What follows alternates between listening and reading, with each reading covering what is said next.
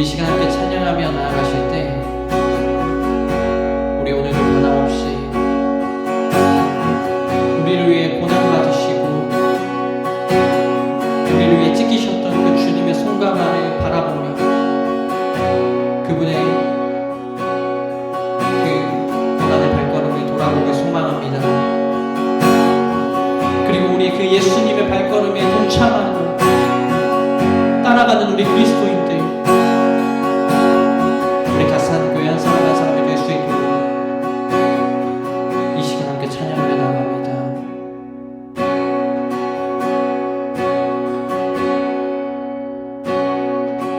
주보여 날 정결케 하고 주보여 날 자유케 하니 주 앞에 나 예배하는 이 시간 나의 모든 것이 주께 드리네. 주의 손 날 위해 지키셨고 주의 발 날 위해 밝히셨으니 이제는 내가 사는 것이 아니요 오직 주를 위해 사는 것이라.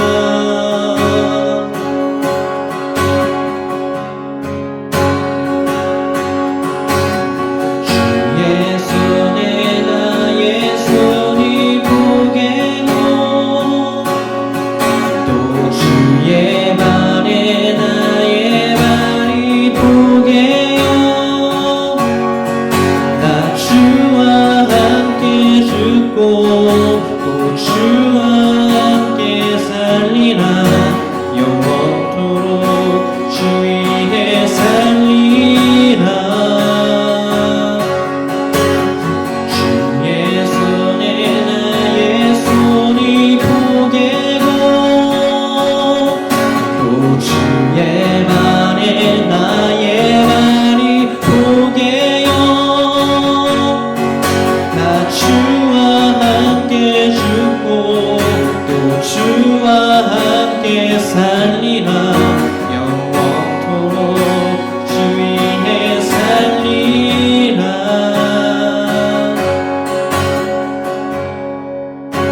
주 위에 살리라. 우리 다시 한번 그 주님의 보혈을 찬양하며 나아갑니다.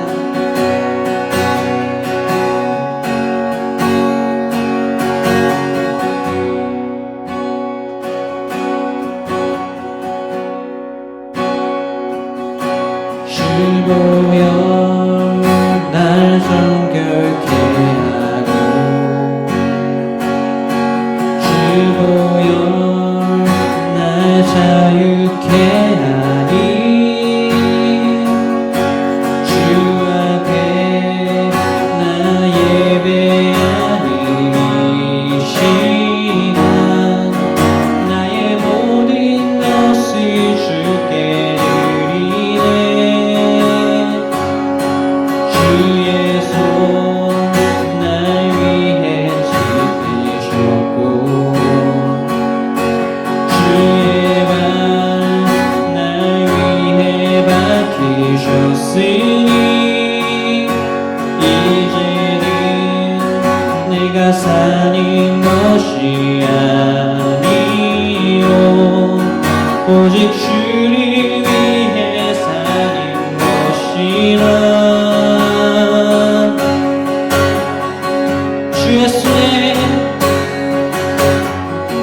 주의 손에 나의 손이 보게고 또 주의 발에 나의 발이 보게요. 나 주와 함께 죽고 또 주와 함께 살리라. 영원토록 주 위에 살리라.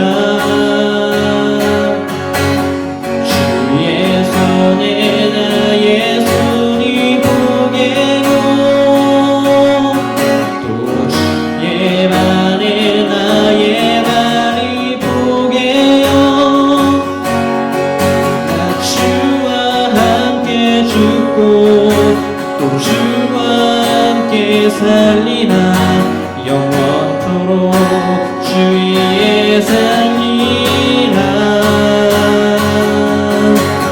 주의 손에 나의 손이 보게고 또 주의 발에 나의 발이 보게요 주와 함께 죽고 또 주와 함께 살리라 영원토록 주 위에 살리라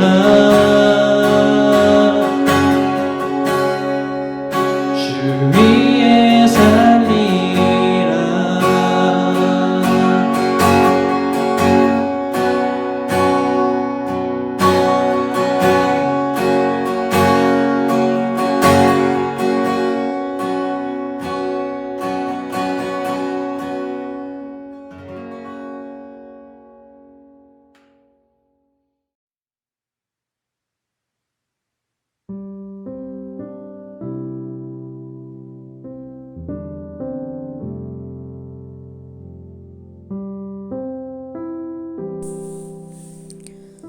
살아서 역사하신 하나님, 하나님 감사합니다.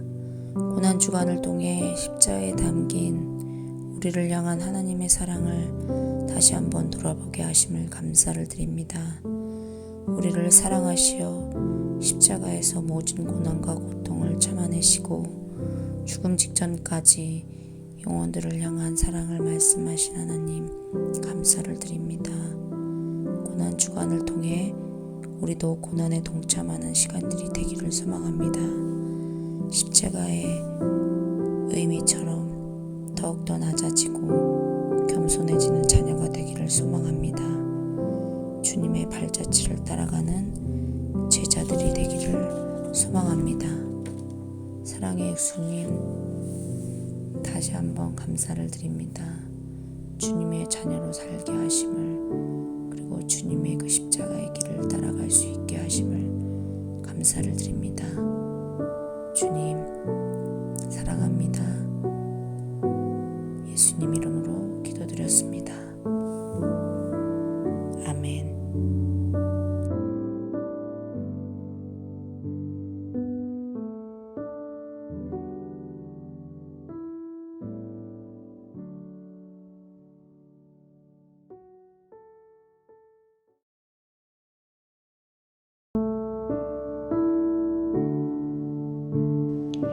이에 예수께서 제자들과 함께 겟세마네라 하는 곳에 이르러 제자들에게 이르시되 내가 저기 가서 기도할 동안에 너희는 여기 앉아 있으라 하시고 베드로와 세베대의 두 아들을 데리고 가실새 고민하고 슬퍼하사 이에 말씀하시되 내 마음이 매우 고민하여 죽게 되었으니 너희는 여기 머물러 나와 함께 깨어 있으라 하시고 조금 나아가사 얼굴을 땅에 대시고 엎드려 기도하여 이르시되 내 아버지여 만일 할만하시거든 이 잔을 내게서 지나가게 하옵소서. 그러나 나의 원대로 마시옵고 아버지의 원대로 하옵소서 하시고 제자들에게 오사 그 자는 것을 보시고 베드로에게 말씀하시되 너희가 나와 함께 한 시간도 이렇게 깨어 있을 수 없더냐. 시험에 들지 않게 깨어 기도하라. 마음에는 원이로되 육신이 약하도다 하시고 다시 두 번째 나아가 기도하여 이르시되 내 아버지여 만일 내가 마시지 않고는 이 잔이 내게서 지나갈 수 없거든 아버지의 원대로 되기를 원하나이다 하시고 다시 오사 보신즉 그들이 자니 이는 그들의 눈이 피곤함일러라. 또 그들을 두시고 나아가 세 번째 같은 말씀으로 기도하신 후 이에 제자들에게 오사 이르시되 이제는 자고 쉬라. 보라 때가 가까이 왔으니 인자가 죄인의 손에 팔리느니라. 일어나라 함께 가자. 보라 나를 파는 자가 가까이 왔느니라. 아멘.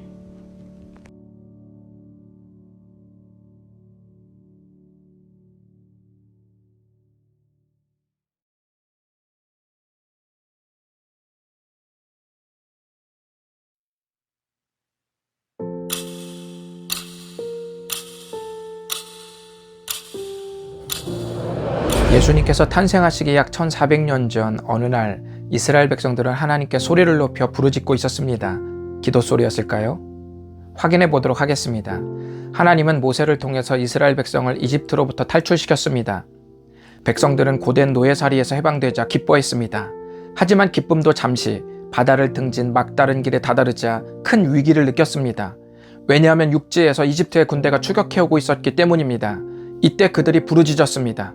이집트에 무덤이 없어서 우리를 이 광야로 끌어내어 죽이려는 거요? 왜 우리를 이집트에서 데리고 나왔어? 모세와 하나님을 원망하는 소리가 하늘을 찌를 듯 했습니다. 이때 아비규환 속 소란을 뚫어내며 모세가 말합니다. 여호와께서 너희를 위하여 싸우시리니 너희는 가만히 있을지니라. 그들의 불신은 시끄러웠고 믿음은 잠잠했습니다. 이제 시대를 약 1400년 거슬러 올라와 보겠습니다. 고난주간이 있기 약 2년 전에 이런 일이 있었습니다. 예수님께서 바다 건너편에 급하신 일이 있으신지 날이 저물어 가는데도 불구하고 제자들에게 지금 건너가자고 말했습니다. 이에 제자들은 배를 띄웠습니다. 육지에서 한참을 떨어져 가고 있는데 갑자기 바람이 거세지더니 큰 파도가 배를 때리면서 물이 배 안으로 들이치게 되었습니다. 이때 예수님은 배 뒤편에서 주무시고 계셨습니다. 제자들은 겁에 질려 예수님을 사정없이 깨웠습니다. 그리고 말합니다. 선생님, 우리가 이렇게 죽을 지경인데 아무렇지도 않으세요? 잠에서 깨신 예수님은 큰 파도를 향해 잠잠하라고 명령했고 즉시로 바다는 고요해졌습니다. 이 이야기 방금 전 들려드린 출애굽 이야기와 비슷하지 않은가요? 백성들이 막다른 길에서 죽게 되었다고 아우성칠 때 가만히 있으라고 말한 것과 제자들이 큰 파도 앞에서 죽게 되었다고 예수님을 흔들어 깨울 때 파도를 잔잔하게 하신 일을 비교하면 중요한 한 가지 공통점을 발견할 수 있습니다. 그것은 가만히 있을 때와 부르짖을 때가 서로 뒤바뀌었다는 것입니다. 출애굽 사건을 보면 하나님은 가만히 있으라 하셨고 백성들은 시끄러웠습니다. 그리고 갈릴리 바다에서 예수님은 잠잠히 주무셨고 제자들은 시끄러웠습니다. 이제 다시 고난주간으로 돌아와 보겠습니다. 고난주간 목요일이 되었습니다. 예수님은 제자들과 유월절 최후의 만찬을 하시고 서서히 조여오는 십자가 죽음을 위해 기도하러 겟세마네라고 하는 올리브 나무숲으로 가셨습니다. 특별히 예수님은 베드로와 야고보와 요한 3명의 제자들을 데리고 갔습니다. 그리고 그들에게 간절히 부탁합니다. 내 마음이 매우 고민하여 죽게 되었으니 너희는 여기 머물러 나와 함께 깨어 있으라. 이 부탁만 봐도 우리는 알 수 있습니다.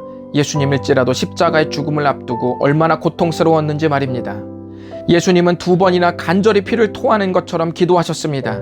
그러나 그동안 제자들은 깨어 있어 달라는 예수님의 절박한 부탁을 무시하고 잠들어 있었습니다. 예수님은 잠들어 있는 제자들을 깨우시며 마음에는 원이로되 육신이 약하니 시험에 들지 않게 깨어 기도하라고 하셨습니다. 마음과 육신의 거리가 확실히 있죠. 마음을 먹는다고 바로 행동으로 옮겨지는 것은 아닙니다. 그 사이에 기도가 있어야 깨어 움직일 수 있습니다.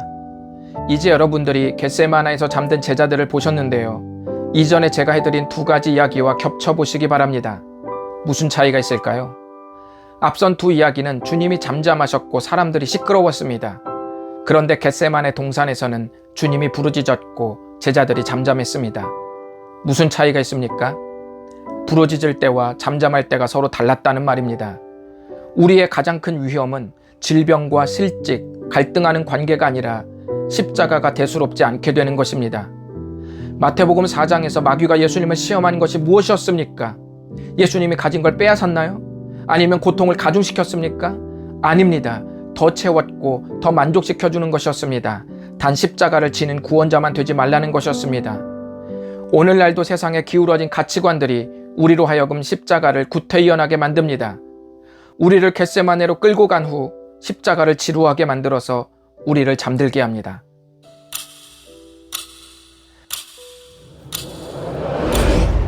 이제 여러분은 출애굽과 같은 막다른 현실에 서 있고 폭풍이 몰아치는 바다 위에 떠 있으며 십자가 이야기가 졸린 안티 기독사회에 놓여 있습니다. 여러분의 믿음은 잠들어 있습니까? 아니면 깨어 있습니까?